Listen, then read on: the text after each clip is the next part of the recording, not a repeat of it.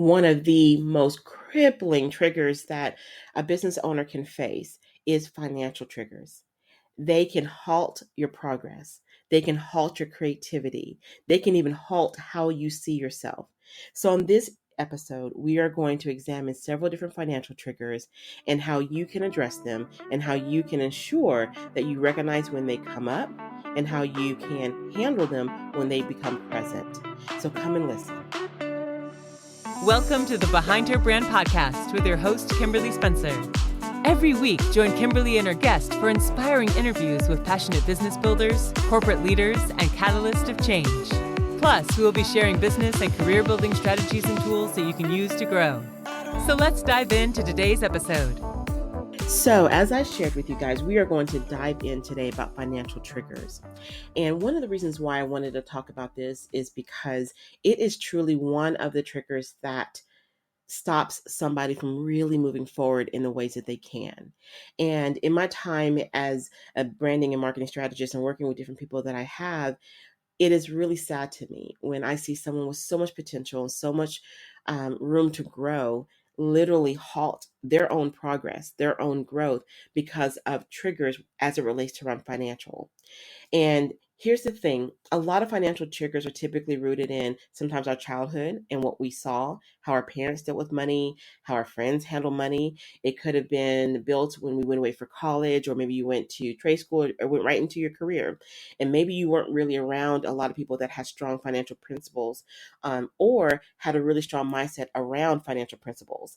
And what happens is when you're building your business or even building your career, you'll start seeing how those different things pop up.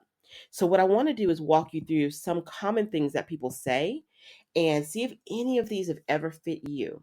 And these are what I will call financial triggers. So, have you ever said, man, I never make enough money? I never make enough money. Or I am always broke. Like, I don't ever have money in the bank. I can never afford what I want. Maybe you've said, I have never been good at handling money. Here's a few more. I'm not good at budgeting my money. No one ever pays me on time. If I raise my prices, I will lose my clients. I don't like talking about money. What if clients stop buying from me? I don't have time to create more products. I don't have enough money to invest in my business, so I can't start. These are all very strong examples of financial triggers. Okay, so let's break down a couple of these things, and I want to talk a little bit about how to overcome them and eliminate them. So let's take the first group that I mentioned. I never make enough money. I'm always broke. I can never afford what I want. If you're honest with yourself, there may have been a period of time that maybe you've said this statement, or maybe you're around people that are always saying, I never make enough. Whenever you verbalize something, a lot of times it becomes the very thing that you walk in. If I say every single day that I never have enough money for anything, it's interesting how that shows up in my day-to-day life, that I never seem to have enough money to make anything. Whenever you see or speak that you never have enough of something, especially when it comes to money, is directly connected to how you see your value and your worth. And let me share why I say that. Because I believe very strongly that each of us have gifts and talents that literally will make room in our lives. You may have a full-time job, I get it, but you may have other gifts and talents that you can use on the side that can help generate extra income to where the statement, I never make enough money, doesn't come out of your mouth. Or saying that I'm always broke. Because those things are mindsets. Those things are usually attributed to maybe what you've seen or what you've experienced throughout your life. And when you become a business owner, or even when you're developing your career and you want to grow and scale, when you literally root yourself in the mindset of I never make enough, I can never afford what I want, I've never been good at handling money, you're speaking those things on yourself. Okay? Another thing, if I raise my prices, I will lose my clients. That is a fear. That's a fear trigger, which we can get into later, but it's also tied to financial, because what that does again is tied back to the worth. Because if you know that, man, I'm growing, my skill sets are stronger, whether you're in business or your career, and you know that you're worth more, but you're afraid to ask for more, whether it's in clients or whether it's a promotion at your job, if you're like, you know what? I don't want to ask because they may say no. I don't want to raise my prices because my clients may leave. it all comes back down again to how you see worth and money. Okay. Another big one too is I don't have enough money to invest in my business, or I don't have enough money to invest in my career development. So I just don't start. I hear that one so much that it breaks my heart, because I know that that doesn't have to be your reality. It doesn't have to be something that you choose. And so often, whenever I hear someone, if I'm working with someone and they're showing some of these statements and their verbiage with me, I always ask them to pause, and we do an exercise. And this is what I'm going to challenge you to do as well. And if you've been around me at any of my events, you know this is an exercise that I believe in, and not just for one thing. You can do this exercise for a number of different things. First and foremost, be honest with yourself. Do you have any of these limited beliefs saying that I have never been good at handling money? I'm not good at budgeting my money. I can never afford what I want.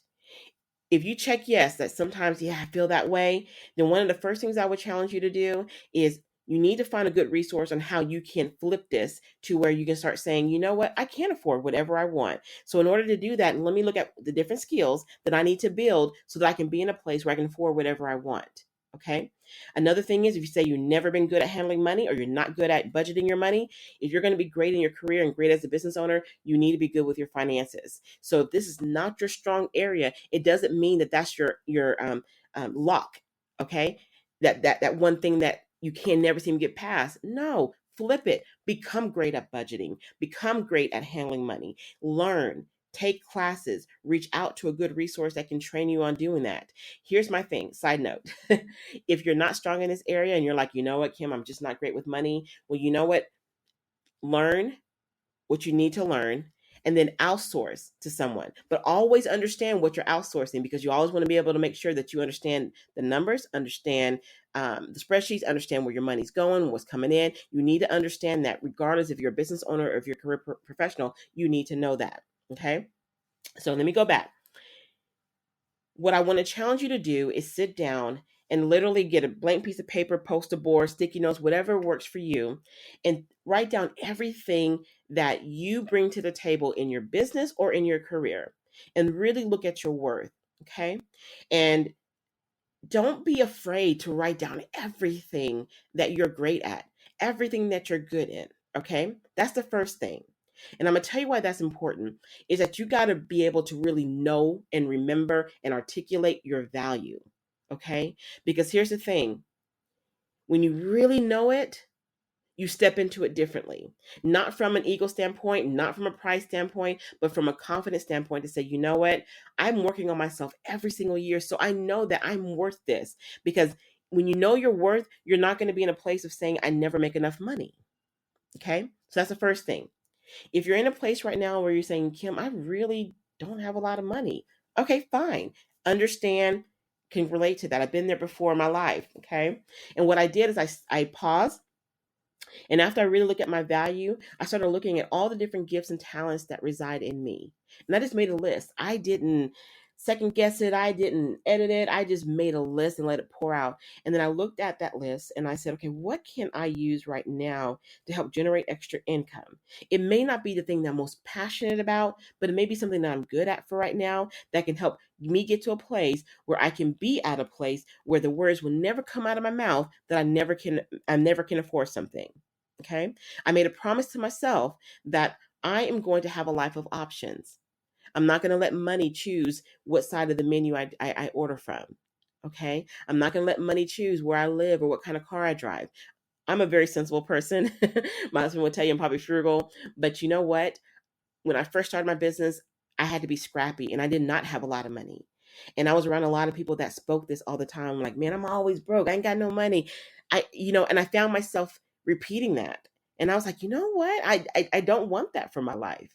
So the things that I'm sharing with you are the things that I actually did. I paused and I looked at my value. I looked at what my gifts and talents were, and I started working them. And then I started building up my income. I started getting a sharper knowledge of financial principles so that I can be very strong in what it is I'm building. And that way, whenever a time comes up where maybe, and we all have it, life hits, like I had a medical situation that hit, I had a good, healthy savings. Okay.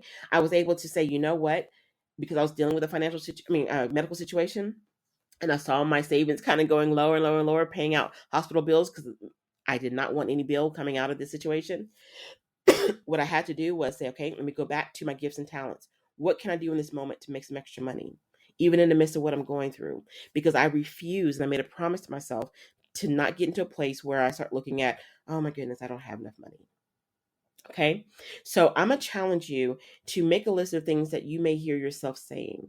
Or maybe there's different things that you're like, man, I didn't realize I say that. Like, especially the ones, if I raise my prices, I'll lose my clients. You know what? I have a side note, a little extra tidbit here. Your clients are not going to leave because you raise your prices. Clients typically leave when the value of working with you is no longer there. Okay, that's just black and white. If you raise your prices, you're also raising the value because your education is different. Your approach may be different. The experience you may give them may be different. So when you raise your prices, you're raising the value, or you should be. Okay. But what I want to challenge you is to do those two exercises. Look at your worth, look at your gifts and talents, make a list. And then from there, you may say, Kim, what do I do after that point? Come up with only 2 things of your next plan of action. If that's, okay, I need to learn more about financial principles, then look at what that plan of action needs to be. If you need to raise your rates, look at what that needs to be and what that process needs to take place. If you need to really sit down and say, you know what, looking at my values, I need to evaluate my position at my job, or I need to evaluate what am I putting out there to my clients. Well, take some time and do that too, because oftentimes when we take the moment to really review our worth and really make that present in even our own mindset, it literally, it's kind of like Pac-Man whenever you're playing that game and it's like it starts eating away, right? It's the same thing. When you start seeing it, it's like you're Pac-Man and you're eating away at all the different things that are meant to try to destroy you, meant to try to attack you, meant to try to take over you. Okay? You are literally walking that thing out. So I'm going to challenge you to do those 2 things. Those things are very valuable things to do. I would also encourage you, if you have a team, your spouse, friends, or whomever that are really great accountability groups around you, sit down and do all this together. Do it first. I'm sorry. Let me share that. Do it first, and then consider sharing it with someone so that you're walking this thing out together. Because there's something very powerful whenever you're able to walk out this type of thing. Because financial things, whenever you can conquer your triggers, whenever they become present again or they pop up, and you're able to grab that trigger and say, nope, not today. I am not about to speak that. I am not about to believe that. I am not about to put that out there. I do have enough money. I will have enough money. I can raise my rates. I am going to walk in here and ask for promotion because you know what? Here are the different things that I brought to the table. When you get to that place, it literally shifts what you're building forward. It can create legacy for you and your family. It can create legacy just for you. You know, you can start creating different things that you wanted to build out. So I'm going to leave you with that. I'm also going to encourage you, because I would love to hear.